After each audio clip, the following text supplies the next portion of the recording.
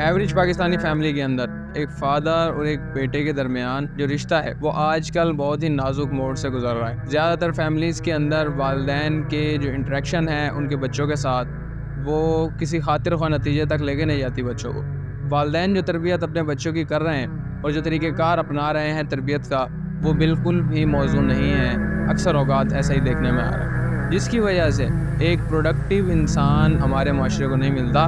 माशरे को फ़ायदा देने वाला और उसकी इस्लाह करने वाला शख्स माशरे को नहीं मिलता, बल्कि वालिदैन की लापरवाही की नज़र होने वाला वो बच्चा माशरे के अंदर मज़ीद बिगाड़ का सबब बनता है। इसका सिर्फ एक ही हल है कि वालिदैन अपने बच्चों की खातिर ख्वाह तरबियत की तरफ ज़्यादा से ज़्यादा तवज्जो दें, उनसे इंटरेक्शन बढ़ाएँ, उन्हें अपना दोस्त बनाएँ, ना कि उन पे हुक्म चलाएँ।